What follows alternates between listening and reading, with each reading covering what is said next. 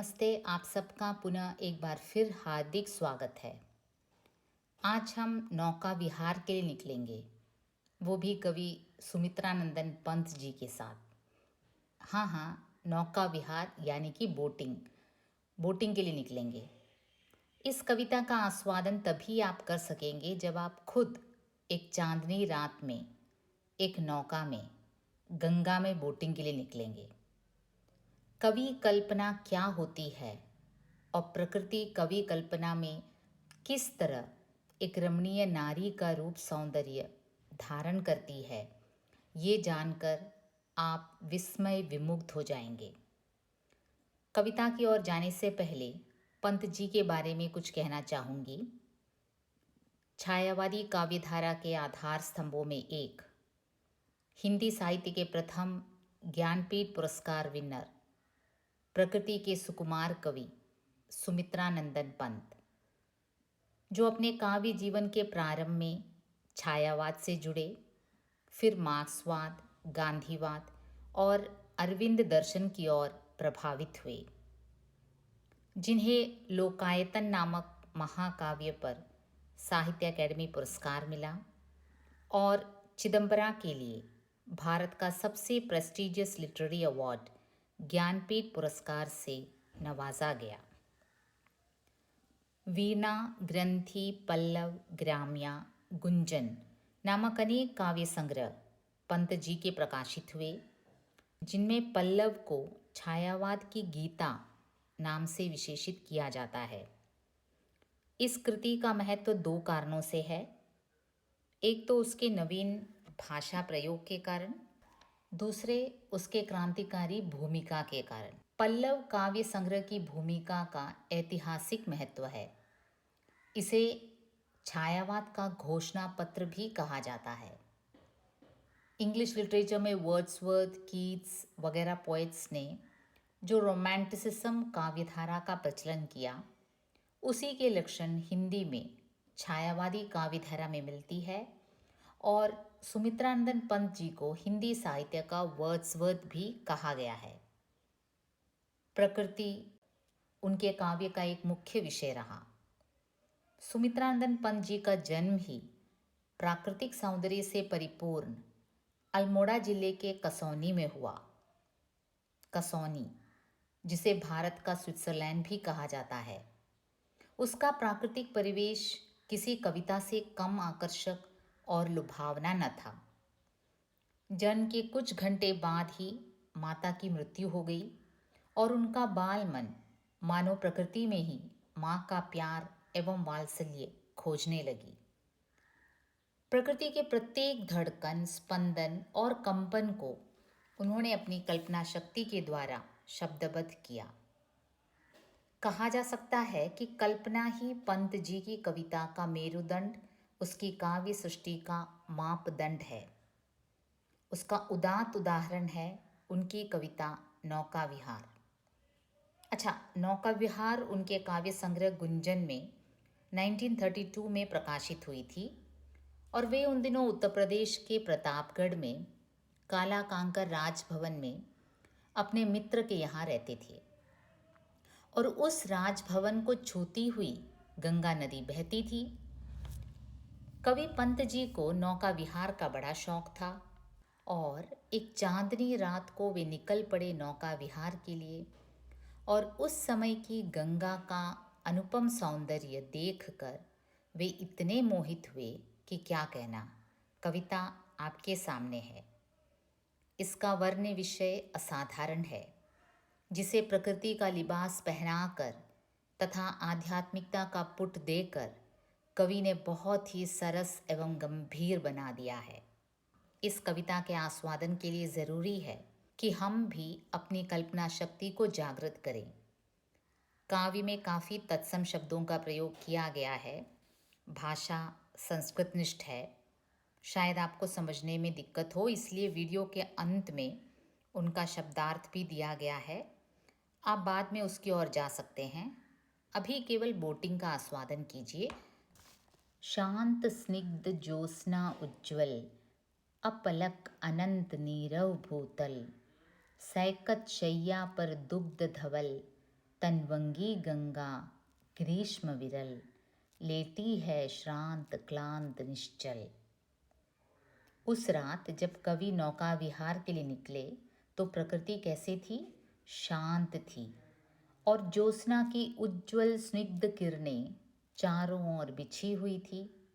ज्योत्सना यानी चांदनी, चांद की उज्ज्वल किरणें चारों ओर फैली हुई थी, और वो किरणें काफ़ी स्निग्ध थी, माने एकदम महीन फिसलने वाली। शांत स्निग्ध ज्योत्सना उज्ज्वल, और आकाश जो है वो अपलक भूतल को निहार रहा था।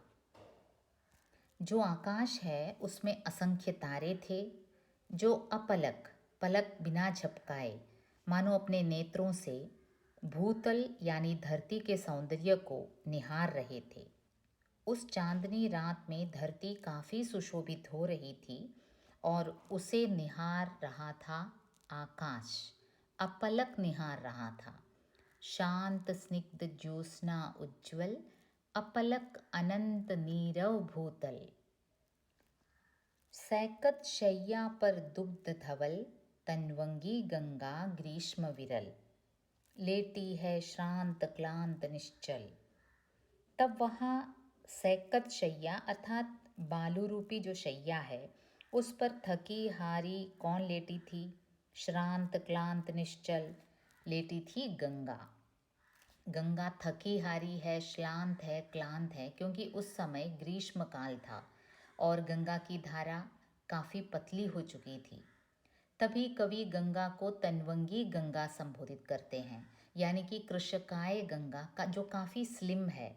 तो देखिए यहाँ कवि ने मानवीकरण किया है, पर्सोनिफिकेशन। गंगा को एक स्लिम नारी के रूप में चित्रित किया है, जो मनोहर एवं शांत वातावरण में दूध जैसे सफ़ेद शैया पर गर्मी से व्याकुल होकर थकी हुई, मुरझाई हुई, शांत लेटी हुई है। शांत स्निग्ध ज्योत्सना उज्ज्वल, अपलक अनंत नीरव भूतल, सैकत शैया पर दुग्ध धवल, तनवंगी गंगा ग्रीष्म विरल, लेटी है श्रांत क्लांत निश्चल। समझ गए ना? देखिए शांत वातावरण था और ज्योत्सना अर्थात चांदनी की उज्ज्वल किरणें चारों ओर बिखरी हुई थी, और धरती उस समय इतनी सुंदर दिख रही थी कि आकाश भी अपलक उस नीरव सौंदर्य को निहार रहा था। और वहाँ सैकत शैया पर कौन लेटा था? उस दुग्ध शैया पर कौन लेटा था? तनवंगी गंगा। और वो काफ़ी कृशकाय थी, तनवंगी थी, पतली गंगा थी, क्योंकि ग्रीष्म काल था और इसलिए वो गर्मी से श्रांत क्लांत निश्चल लेटी हुई थी। अब देखिए कविता यूं आगे बढ़ती है। तापस बाला गंगा निर्मल, शशि मुख से दीपित मृदु करतल। अब देखिए कवि की भावना, कल्पना शक्ति कैसे जागृत होती है। गंगा एक तपस्विनी बाला के समान, यानी कि ऋषि मुनियों के आश्रम में पली तपस्विनी युवती कितनी निश्चल और भोली होती है, उसके समान प्रतीत हुई गंगा।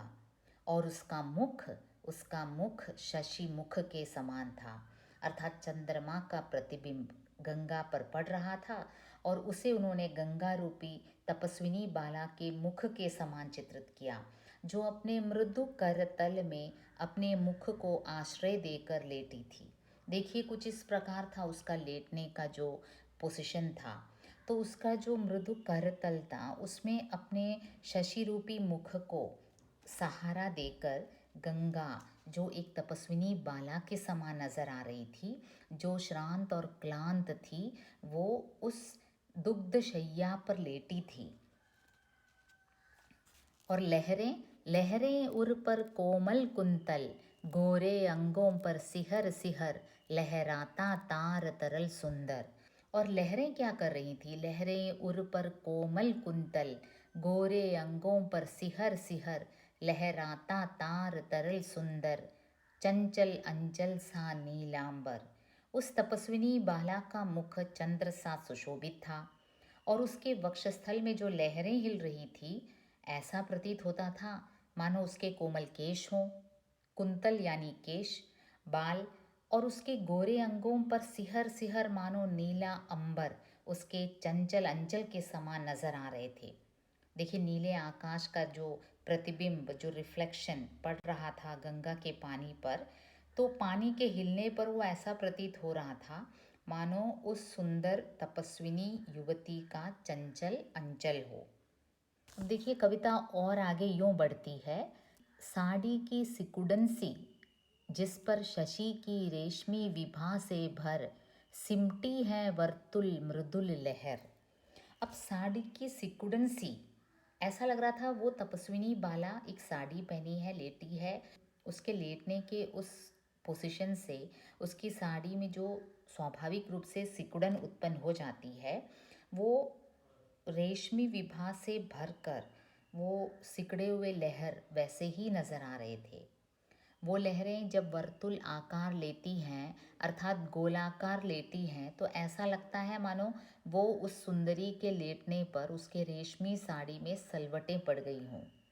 देखिए, कितने मनोहर रूप से कवि ने उस चांदनी रात में सुशोभित गंगा का वर्णन किया है। एक बार फिर देखते हैं।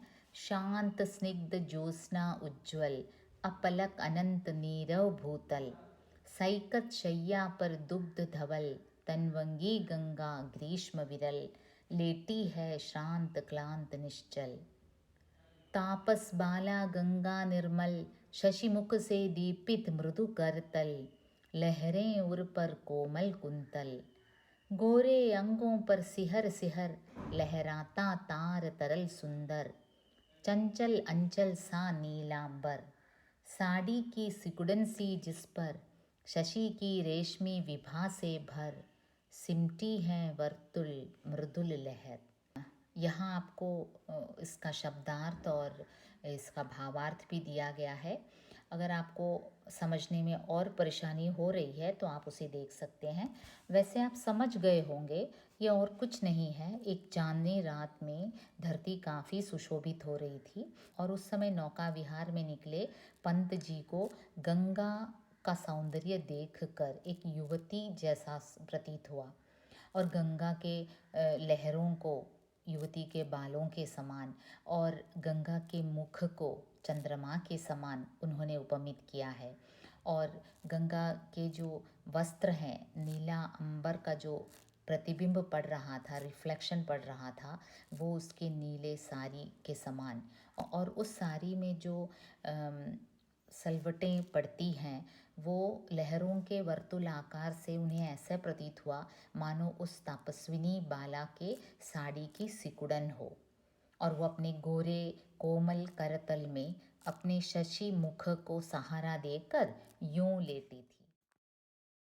कवि ने काफ़ी मनोहर रूप से चांदनी रात में सुशोभित गंगा का वर्णन किया है और उस चांदनी रात की अलौकिकता में गंगा को एक थकी हारी रमणीय युवती के रूप में चित्रित किया है, जो एक तपस्विनी बाला के रूप में निर्मल और दूध के समान सफ़ेद बालू की शैया पर श्रांत क्लांत लेटी थी और ऊपर ऊपर से आकाश अपलक धरती के इस अनुपम सौंदर्य को निहार रहा था। आगे देखते हैं कवि कल्पना हमें कहाँ ले जाती है। चांदनी रात का प्रथम प्रहर, हम चले नाव लेकर सत्वर। उस समय चांदनी रात का प्रथम प्रहर था, यानी कि अभी रात शुरू ही हुई थी, प्रथम प्रहर था और हम नाव लेकर निकले थे सत्वर। सत्वर यानी कि शीघ्र, काफ़ी उत्साह के साथ शीघ्र ही उस चांदनी रात में हम नौका लेकर निकले थे। और उस समय गंगा तट कैसे सुशोभित हो रही थी? सिकता की सस्मित सीपी पर जैसे मोती चमकती हो। सीपी आप सबको पता है, देखिए ये होती है सीपी। ये एक जीव होता है, मोलस्कस जिसे कहते हैं, जिसके अंदर मोती अर्थात पर्ल फॉर्म होता है, काफ़ी प्रेशियस होता है नेचुरल पर्ल। वैसे ही गंगा का सफ़ेद बालू का तट सीपी के समान दिख रहा था। सीपी जैसे खुला रहता है, वैसे ही आप इमेजिन कीजिए गंगा के दोनों तट सीपी का खुला हुआ मुंह हो और चंद्रमा का जो रिफ्लेक्शन पानी में पड़ता है वो मानो सीपी के अंदर चमकने वाली मोती हो। लो पालें चढ़ी, उठा लंगर। अब देखिए, नौका तैरने के लिए एकदम तैयार हो गई है, पालें चढ़ गई हैं, लंगर उठ रहे हैं, लंगर उठ गए हैं, पालें चढ़ी हैं। लंगर यानी नाव को खूंटी में बांधा जाता है ना, ताकि वो एक जगह स्थिर रहे, उसे लंगर कहते हैं। तो नाव यात्रा के लिए एकदम तैयार हो गई है, पालें भी चढ़ गई। पालें देखिए, पुराने ज़माने में नौकाओं में इस तरह हुआ करती थी, यानी विंड का लाभ उठाने के लिए, ताकि विंड की सहायता से नौका आगे बढ़ सकें, वायु का लाभ उठा सकें। वायु जिस ओर बह रही हो, ये पालें सहायता करती है नाव को आगे बढ़ने में। और सफ़ेद पालें चढ़ने के बाद जब वो नौका मंद मंद मंथर मंथर आगे बढ़ती है, तो कवि को लगता है मानो कोई सुंदर सी हंसनी तैर रही हो, अपने परों को खोलकर। जैसे हंसनियाँ तैरती है ना पानी में, वैसे ही सुंदर रमणीय नजर आ रही थी वो नौका। पंत जी का कल्पनाशील मन जहाँ कहीं भी नज़र दौड़ाते हैं, उन्हें प्रकृति इतनी रमणीय नजर आती है कि क्या कहना। हम जैसे साधारण मनुष्य तो ये कभी न सोचे, वही उनकी विशेषता है। अब देखिए, गंगा के जो पुलिन हैं, अर्थात जो तट है, किनारा है, उस पर उनकी नज़र जाती है। वे देखते हैं कि निश्चल जल के शुचि दर्पण पर रजत पुलिन बिंबित हो रहे हैं।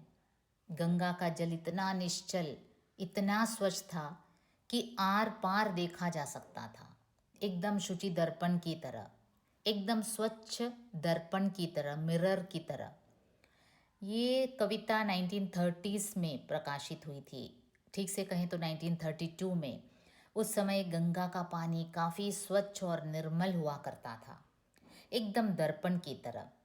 तभी कवि उसे दर्पण की तरह स्वच्छ कहते हैं। गंगा में बहती गंदगी के कारण कविगण ऐसी कविता कदापि न लिख पाएंगे। और उस गंगाजल रूपी शुचि दर्पण में गंगा के तट दोहरे ऊंचे लग रहे थे, क्षण भर के लिए ही सही। आपको पता है, पानी में जब कोई ऑब्जेक्ट दिखता है तो रिफ्रैक्शन के कारण डबल इट्स हाइट प्रतीत होता है। वैसे ही कवि को लगा कि गंगा की जो रजत पुलिन है, अर्थात रजत यानी चांदनी के प्रकाश से चमकता हुआ, चांदनी, चांदी के रंग जैसा रजत, और वो जो पुलिन है, जो किनारा है, जो तट है गंगा का, क्षण भर के लिए दोहरे ऊंचाई का नज़र आ रहा था पानी में। उसका प्रतिबिंब ऐसा लग रहा था मानो ये जो तट है अपने हाइट से डबल हो, दोहरे ऊंचाई का नज़र आ रहा था। और निकट में जो काला कांकर राजभवन था, उसका प्रतिबिंब ऐसा प्रतीत हुआ मानो वो निश्चिंत होकर प्रमन से, अर्थात प्रसन्न मन से, शांत भाव से पलकों में प्रचुर मात्रा में वैभव का स्वप्न लिए सो रहा हो। अब देखिए, कवि फिर देखते हैं कि काला कांकर जो राजभवन है, वो उसका प्रतिबिंब, हमने पहले भी कहा गंगा उसे छूती हुई जाती है, तो फिर काला कांकर का जो राजभवन था उसका प्रतिबिंब भी पानी में दिखाई दे रहा था। और कवि को ऐसा लगा मानो वो जल में निश्चिंत पलकों पर वैभव का सघन स्वप्न लिए सो रहा हो। तो प्रस्तुत पद्यांश में उस चांदनी रूपी रात में सुशोभित हंसनी रूपी नौका का मनोहर वर्णन किया है कवि ने। चांदनी गंगा तट को सीपी के समान, चांदनी में सुशोभित गंगा तट को सीपी के समान चित्रित करते हुए उन्होंने गंगा जल को दर्पण के समान स्वच्छ एवं निर्मल कहा है। और उसमें प्रतिबिंबित काला कांकर के राजभवन, जो कि उत्तर प्रदेश के प्रतापगढ़ में स्थित है, जहाँ पंत जी स्वयं 8 से 10 वर्ष तक ठहरे थे, उस काला कांकर राजभवन को वैभव एवं समृद्धिपूर्ण विशेषित किया है। तो अब चलते हैं इसके मलयालम वर्जन की ओर। जिन्हें शब्दार्थ की ज़रूरत हो वे इसकी ज़रूर सहायता लें, क्योंकि काव्य काफ़ी संस्कृतनिष्ठ है। काव्य का अर्थ उसकी पूर्णता में समझने के लिए ये नितांत आवश्यक भी है।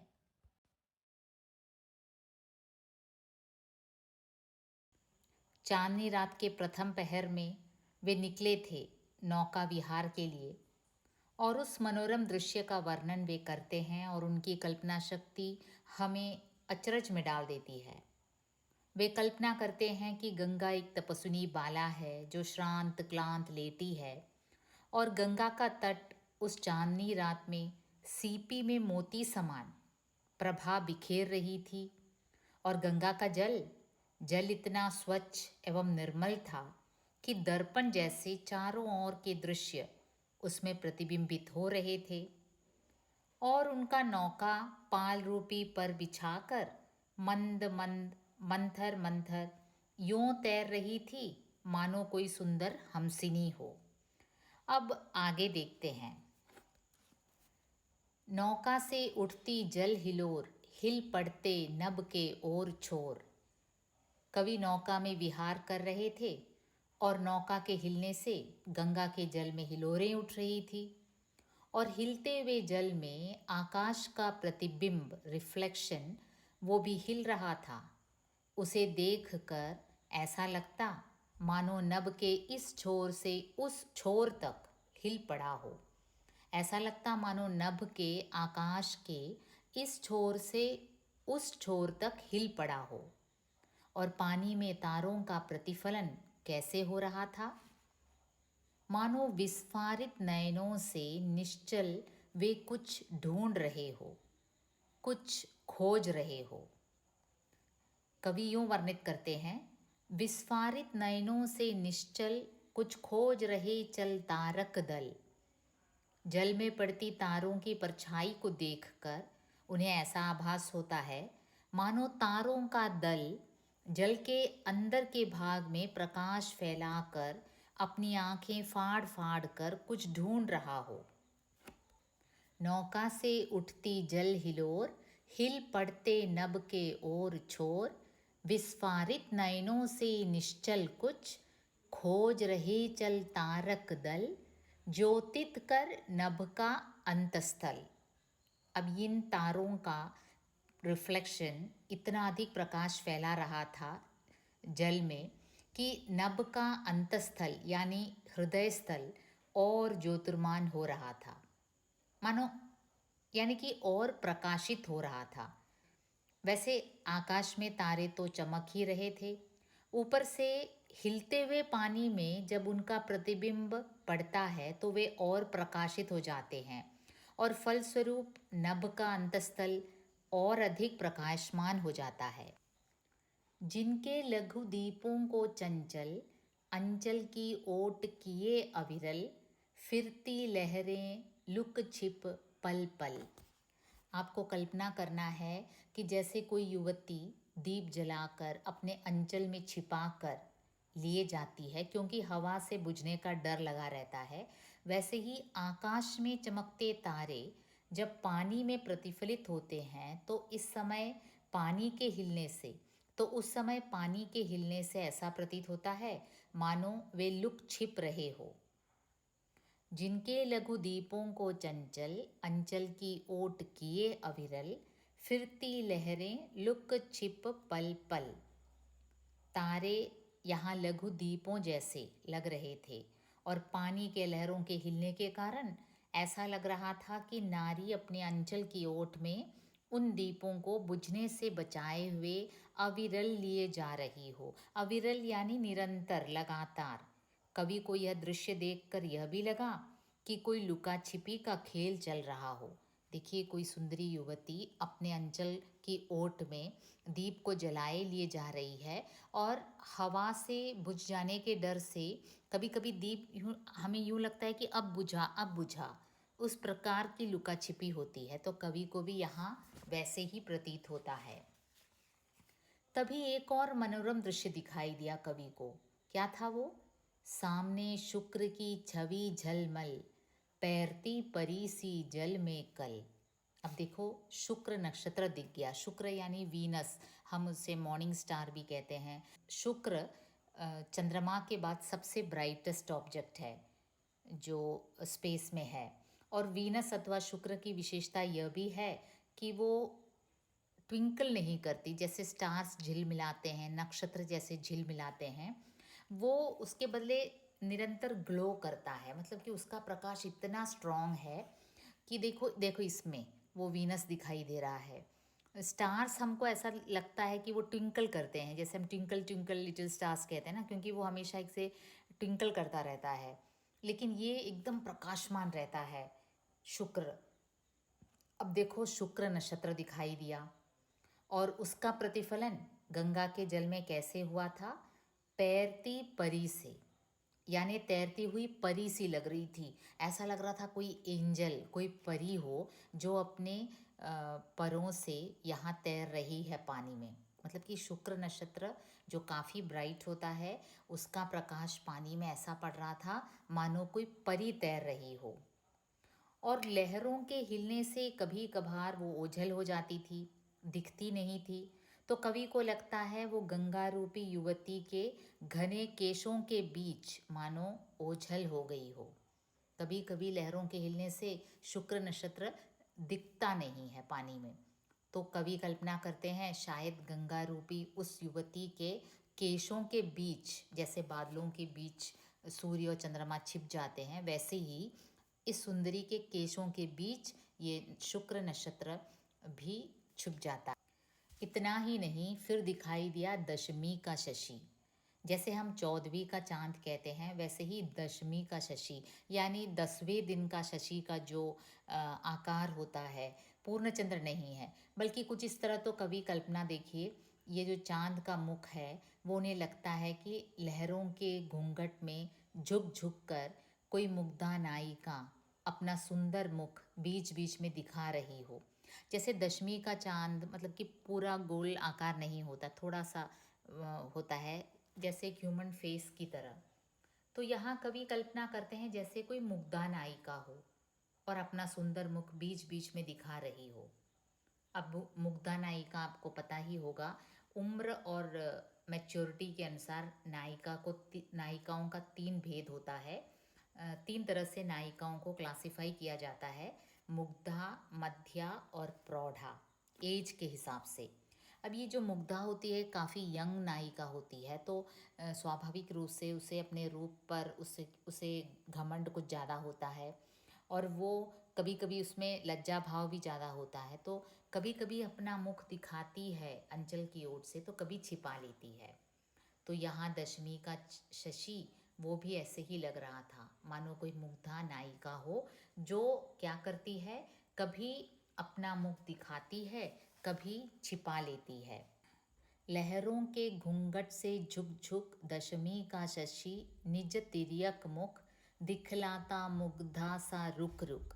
जैसे मुग्धा नायिका बीच बीच में लज्जा के अपने अंचल से अपना मुख छिपा लेती है और कभी कभी तो दिखला देती है, वैसे ही दशमी का चांद नजर आ रहा था। तो ये दृश्य प्रस्तुत पद्यांश में पंत जी ने नौका विहार के दौरान गंगा की अपूर्व छटा का वर्णन किया है। गंगा का ही नहीं, आकाश में जो नक्षत्र हैं, जो शशि है, जो शुक्र नक्षत्र है, उन सभी का मनोरम वर्णन कवि ने इस पद्यांश में किया है। आशा करती हूँ आप लोग समझ गए होंगे। अब हम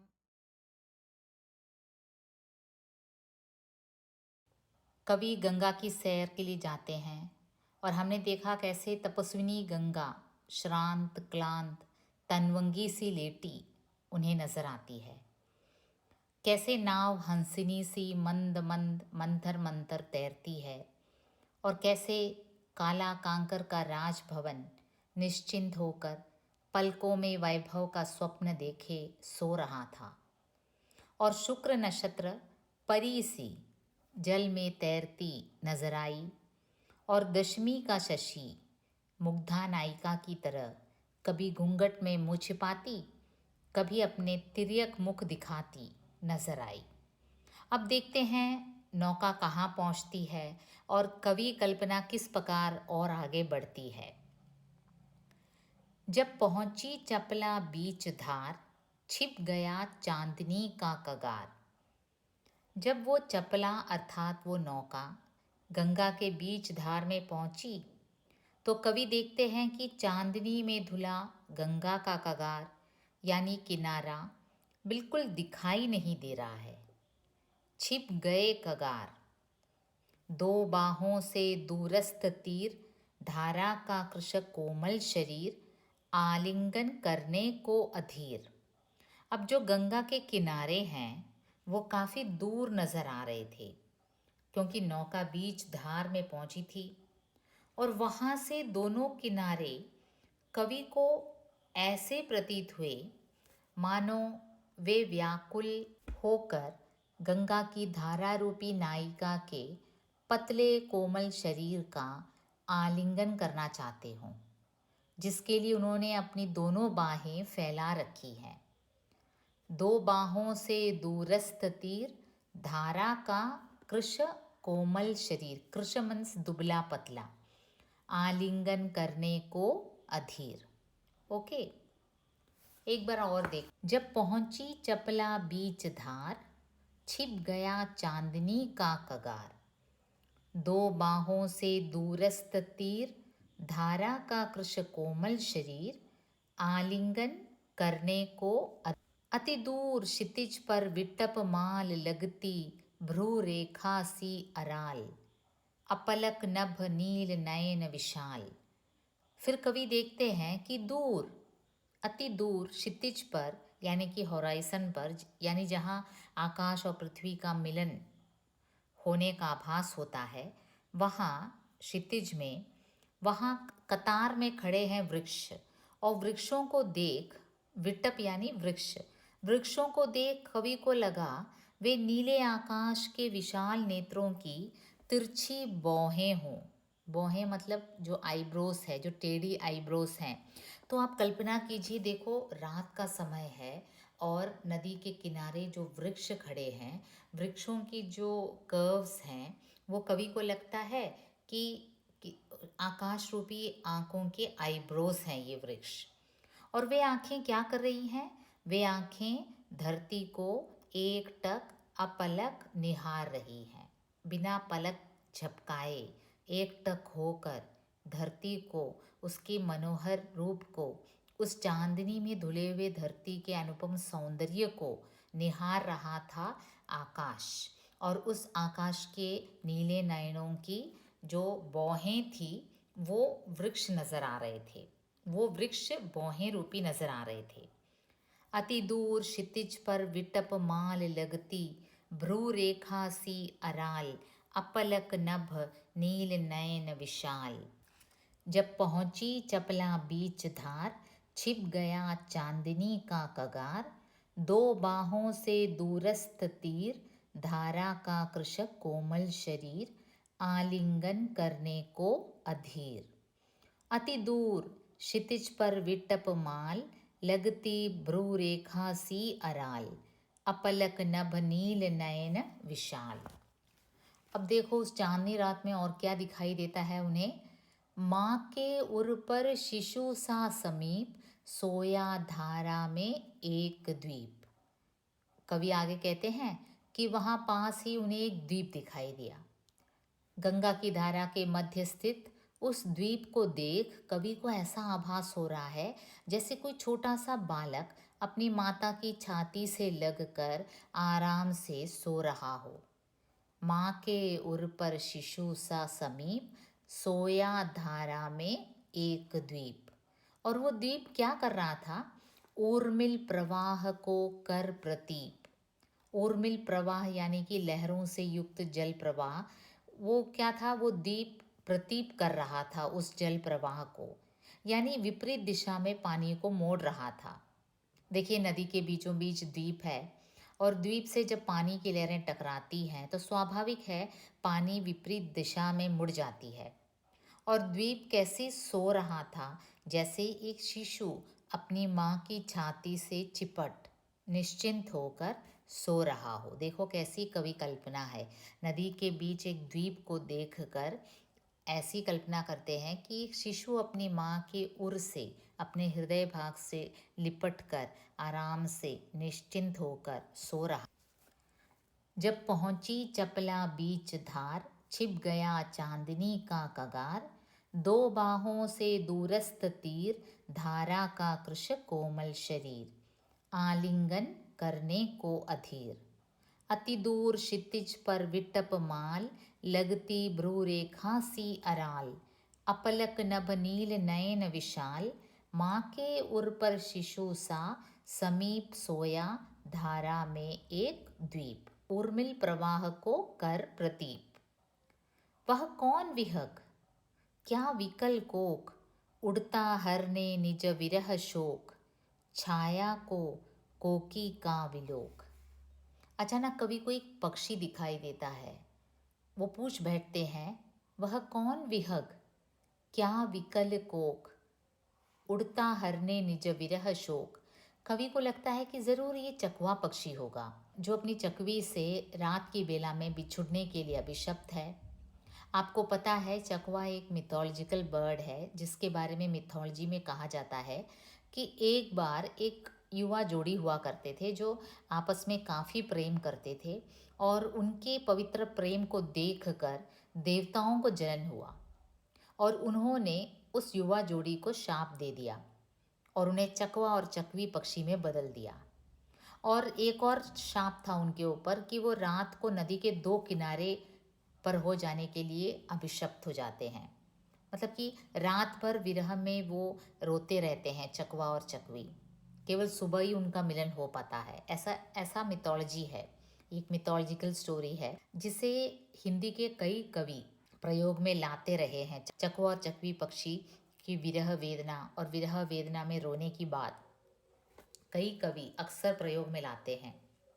तो यहाँ भी कवि कहते हैं कि जिस पक्षी का मैंने विकल अर्थात व्याकुल गीत सुना, वो क्या विरह में व्याकुल चकवा पक्षी की ही आवाज़ थी।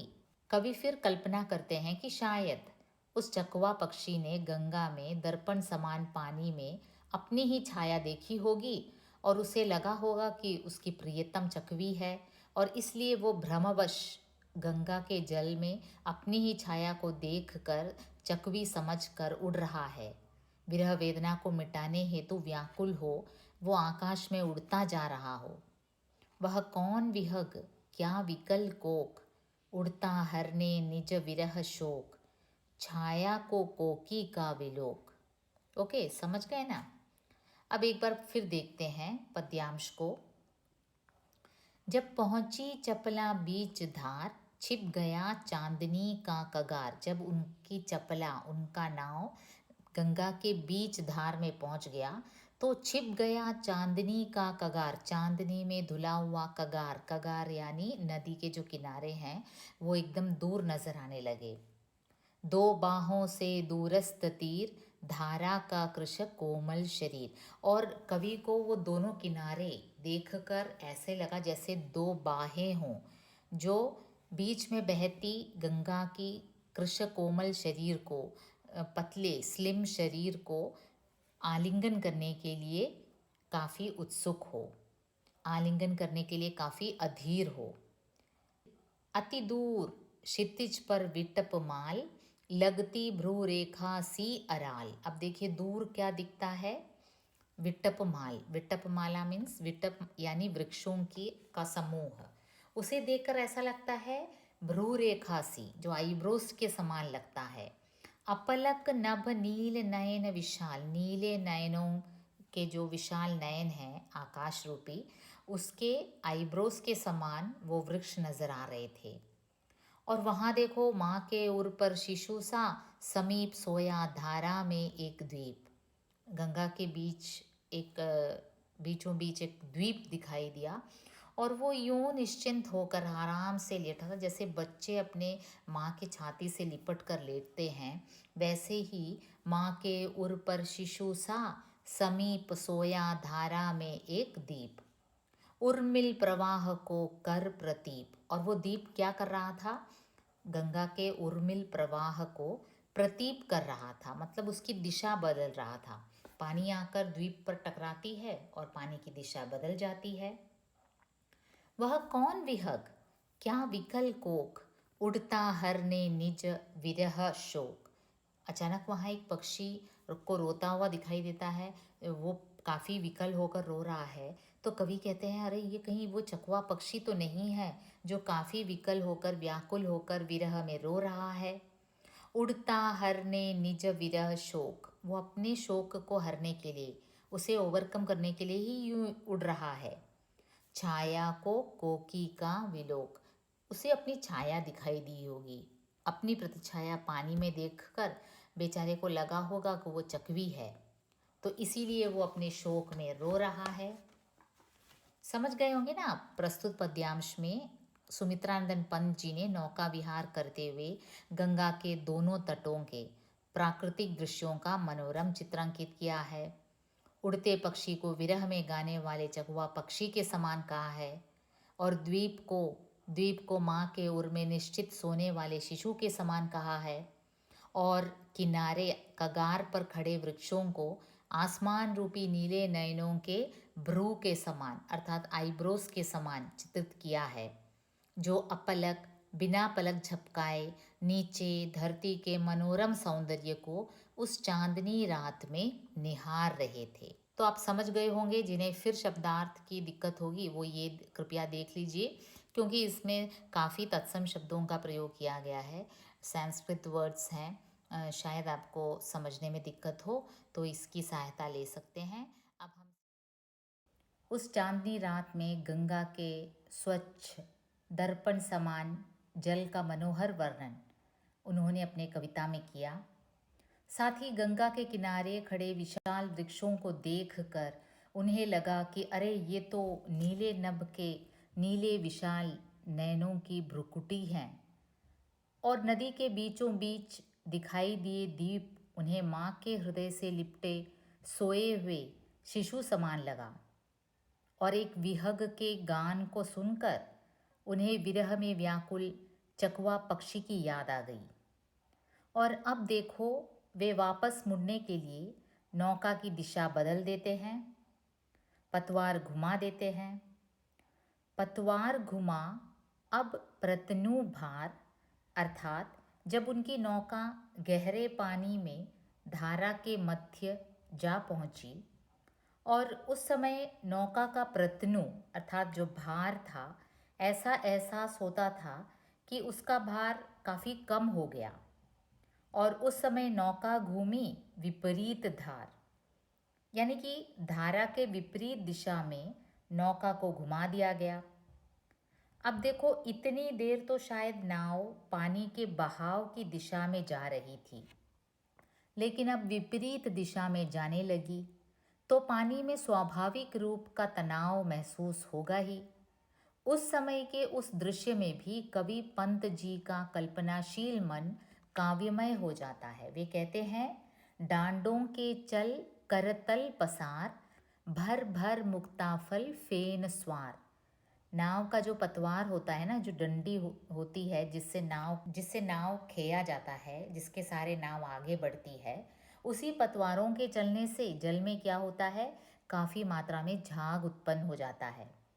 और उस दृश्य को देख कवि को ऐसा लगता है मानो पतवार अपनी हथेलियाँ फैलाकर उनमें झाग रूपी मोतियों को भर भर कर बिखरती जल में तारहार, यानी कि तारों रूपी माला तोड़ तोड़ कर मानो जल में बिखेर रही हूँ। मतलब जल में जो तारों का प्रतिबिंब हिल रहे थे, नाव के विपरीत दिशा में घूमने पर और तेजी से हिल रहे थे। ऐसे में कवि कल्पना करते हैं कि पतवार अपने हाथ फैलाकर मोतियों को भर रहा हो और साथ ही जल में तारों के हार को बिखेर रही हो। एक बार पुनः देखते हैं। पतवार घुमा अब प्रतनु भार, नौका घूमी विपरीत धार। डांडों के चल कर तल पसार, भर भर मुक्ताफल फेन स्वार। बिखराती जल में तारहार। चांदी के सांपों सी रलमल, नाचती रश्मियाँ जल में चल। रेखाओं सी खिंच तरल सरल। अब देखिए पतवारों के चलने से, और वो भी नाव अब पानी के बहाव के विपरीत दिशा में चल रही थी, तो स्वाभाविक है नदी के शांत जल में उठने वाली लहरें कुछ अधिक हो, वो लहरें चांदी के सांपों सी चमकती हुई आगे की ओर रेंगती हुई नजर आई कवि को। चांदनी का प्रकाश जब लहरों पर पड़ रहा था तो सांप के समान नजर आ रहे थे। अब उस समय शशि अथवा चांद का प्रतिबिंब 100 गुना हो गया और उड़ू भी, नक्षत्र भी 100 गुना नजर आ रहे थे पानी में। कवि को लगा लहरों की लतिकाओं में, फेनिल रूपी जल में 100 शशि एवं 100 नक्षत्र खिल आए हों। तभी वो लिखते हैं, लहरों की लतिकाओं में खिल 100 शशि 100 उड़ झिलमिल, फैले फूले जल में फेनिल, अब उथला सरिता का प्रवाह, लग्गी से ले ले सहज था, हम बड़े घाट को सहोत्साह। अब उनका नौका धीरे धीरे अपनी यात्रा समाप्त कर किनारे की ओर, घाट की ओर बढ़ रही थी। अब उथला सरिता का प्रवाह, यानी अब सरिता की गहराई कुछ कम हुई। वे लग्गी से सहज रूप से नदी की थाह अथवा गहराई का अनुमान लगा रहे थे, क्योंकि वे अब बढ़ रहे थे घाट की ओर, वो भी काफ़ी उत्साह के साथ। एक सुंदर मनोरम यात्री का अनुभव संजोकर कवि बड़े उत्साह से घाट की ओर वापस लौट रहे थे। पतवार घुमा अब प्रतनु भार, नौका घूमी विपरीत धार, डांडों के चल करतल पसार, भर भर मुक्ताफल फेन स्वार, बिखराती जल में तार हार, चांदी के सांपों सी रलमल, नाचती रश्मियाँ जल में चल, रेखाओं सी खींच तरल सरल, लहरों की लतिकाओं में खिल, 100 शशि 100 उड़ झिलमिल, फैले फूले जल में फेनिल, अब उथला सरिता का प्रवाह, लग्गी से ले ले सहज था। आप समझ गए होंगे इसका शब्दार्थ और भावार्थ। जिन्हें और शंका है कृपया इसकी सहायता ले सकते हैं। अब चलते हैं छायावादी काव्यधारा के आधार स्तंभ प्रकृति के सुकोमल कवि सुमित्रानंदन पंत जी अपनी कविता नौका विहार में काफ़ी दार्शनिक भाव से जीवन को देखते हुए नजर आते हैं। अंतिम पद्यांश में जब वे उस चांदनी रात में नौका विहार का आस्वादन कर गंगा, नीले आकाश, चंद्रमा, नक्षत्र आदि प्रकृति के विभिन्न वस्तुओं में अपने कल्पना के बदौलत काफ़ी मनोहर रूप से वर्णन करते हैं और उन सब का आनंद लेते हुए ज्यों ज्यों उनकी नाव गंगा के पार लगती है, उनके उर में आलोकित शत विचार, ज्यों ज्यों जैसे जैसे उनका हमसनी रूपी नाव मंद मंद मंथर मंथर गंगा तट पर पहुंचने को होती है, तो अचानक उनके उर में, उनके हृदय में शत विचार आलोकित होने लगते हैं, अर्थात सैकड़ों विचार उनके मन में उठने लगते हैं। देखिए, नौका विहार करते समय वे मुग्ध भाव से प्रकृति की रमणीय सुंदरता में मग्न होकर उसे अनेक उपमाओं, अलंकारों एवं मानवीकरण की सहायता से वर्णित करते जा रहे थे। उस रात उस नौका में विहार करते समय जो भी दृश्य कवि की आंखों में दिखता, वे कल्पना के सहारे काव्यात्मक रूप से हमारे सामने पेश करते गए। लेकिन ज्यों ज्यों लगती है नाव पार, उर में आलोकित शत विचार। क्या थे वे विचार? इस धारा सा ही जग का क्रम। उन्हें इस बात का ज्ञान होता है कि अरे, इस पानी की धारा के समान ही तो इस जग का क्रम है। इस सारे संसार में, जग में जो गति है, जो क्रम है, वो गंगा की धारा के समान ही तो है।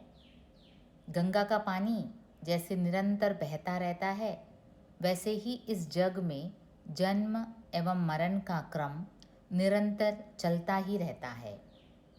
शाश्वत इस जीवन का उद्गम, शाश्वत यानी चिरस्थायी, जो क्षण भंगुर न हो, जो इटर्नल हो, जो एक यूनिवर्सल ट्रूथ हो, एक सार्वभौमिक सत्य हो।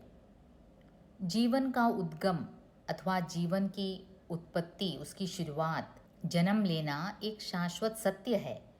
उद्गम तो होना ही है। शाश्वत है गति। उसी प्रकार जीवन का गतिमय होना भी एक चिरंतन सत्य है। जैसे गंगा की धारा गतिमय है, वैसे ही जन्म और जन्म के उपरांत जीवन का गतिमय होना भी एक शाश्वत सत्य है, जिसे नकारा नहीं जा सकता। यहाँ कवि ने शाश्वत शब्द का निरंतर प्रयोग किया है। देखिए, शाश्वत है गति, शाश्वत संगम, शाश्वत नभ का नीला विकास, शाश्वत शशि का यह रजत हास। जैसे गंगा की धारा गतिमय है, वैसे ही जीवन की गति भी निरंतर चलती रहती है। नदी और सागर का संगम तो होना ही है। संगम एक शाश्वत सत्य जो ठहरा। वैसे ही जन्म लेना और मरणोपरांत जीवात्मा का परमात्मा से संगम एक अनिवार्य सत्य है। कवि फिर कहते हैं, शाश्वत नभ का नीला विकास, शाश्वत शशि का यह रजत हास। ये नीला विशाल आकाश, ये चंद्रमा की चांदनी ज्योत्सना रूपी रजत हास, ये सब एक सार्वभौमिक सत्य है, यूनिवर्सल ट्रूथ है, शाश्वत है, चिरंतन है। शाश्वत लघु लहरों का विलास। गंगा में जो छोटे छोटे लहर हैं, अर्थात छोटी सी हलचल भी जो है, वो जीवन में एक शाश्वत सत्य है। यानी केवल नभ का विशालतम नीला पटल ही शाश्वत नहीं है, पानी की छोटी छोटी लहरों का विलास भी उतना ही शाश्वत है, चिरस्थायी है। हमारे जीवन में जो बड़ी बड़ी घटनाएं हैं, उसी प्रकार छोटी छोटी खुशियाँ भी उतनी ही महत्वपूर्ण है। कवि काफ़ी दार्शनिक हो जाते हैं। जीवन के सभी शाश्वत सत्यों की ओर वे उन्मुख होते हैं। देखिए, जो कवि प्रकृति की रमणीय सुंदरता का वर्णन करते करते पूरे नौका विहार में प्रकृति के सौंदर्य में अपने आप को भुलाता रहा, वही नाव के किनारे लगने पर देखो कैसे दार्शनिक हो जाते हैं। उनके उर में शत शत विचार उमड़ने लगते हैं, ज्यों ज्यों लगती है उनकी नाव पार। और जब प्रकृति के चिरंतन सत्यों का, शाश्वत सत्यों का आभास उन्हें हो जाता है, तो वे ईश्वर को संबोधित करते हुए कहते हैं, हे जग जीवन के कर्णधार, चिर जन्म मरण के आर पार, शाश्वत जीवन नौका विहार। हे जग जीवन के कर्णधार, अर्थात हे प्रभु, संसार रूपी जीवन को चलाने वाले प्रभु, ये सत्य मैं अब जान पाया हूँ कि जीवन एक शाश्वत नौका विहार के समान ही है। यानी कि जन्म और मृत्यु तक ही नहीं, जीवन उसके आगे भी बहुत कुछ है। ये जीवात्मा उस अविनाशी परमात्मा का ही तो अंश है। जीवन का उत्पन्न होना एक शाश्वत सत्य है। जीवन का गतिमय होना भी उसी प्रकार एक शाश्वत सत्य है। और जीवात्मा का परमात्मा के साथ संगम होना भी एक शाश्वत सत्य है। लेकिन शरीर के मर मिटने पर भी आत्मा अमर रहती है। मैं जीवन के इस शाश्वत प्रमाण को तनिक भूल गया था। मैं भूल गया अस्तित्व ज्ञान, जीवन का यह शाश्वत प्रमाण। मैं जीवन के इस वास्तविक स्वरूप को भूल गया था। इस गंगा में नौका विहार करते हुए मुझे अपने अस्तित्व का सही ज्ञान प्राप्त हुआ। इस गंगा माँ की धारा ने ही मुझे उस चिरंतन सत्य का याद दिलाया कि जीवात्मा उस अविनाशी परमात्मा का ही तो अंश है। मैं भूल गया अस्तित्व ज्ञान, जीवन का यह शाश्वत प्रमाण, करता मुझको अमृत दान। और यह सत्य जब मुझे मालूम हुआ, तब मुझे अमरत्व प्राप्त हुआ। इसी शाश्वत सत्य का ज्ञान प्राप्त करके मैं अमर हो गया।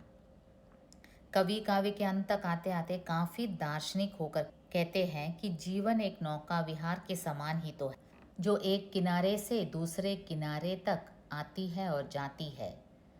इस बीच जल का धारा, नदी का संगम, चंद्रमा का रजतहास, लघु लहरों का विलास, नीले विशाल आकाश का विस्तार, ये सब जीवन में भी होता है।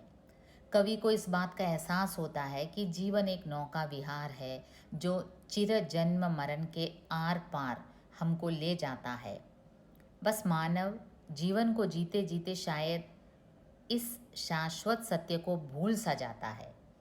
लेकिन कवि को उस शाश्वत सत्य का ज्ञान हो गया जिसे प्राप्त कर वे अमरत्व को प्राप्त कर गए। ठीक है ना, काफ़ी फिलोसफिकल हो गई कविता। आशा करती हूँ आप समझ गए होंगे।